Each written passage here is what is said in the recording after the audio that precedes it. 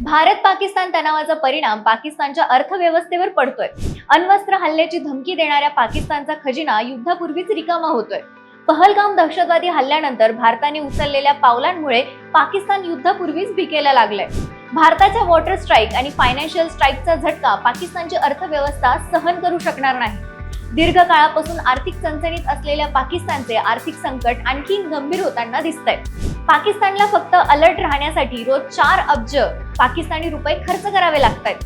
मिळालेल्या माहितीनुसार सैन्यांना नियंत्रण रेषेवर तैनात करणे, विमानांसाठी लागणारे इंधन, नियंत्रण रेषेवर पाठवावे लागणारे सामान यासाठी पाकिस्तानमधील शहबाज शरीफ सरकारला रोज $13 मिलियन खर्च करावे लागतात। पाकिस्तानचा वार्षिक लष्करी अर्थसंकल्प $7.5 अब्ज म्हणजे सुमारे 2.10 लाख कोटी पाकिस्तानी रुपये।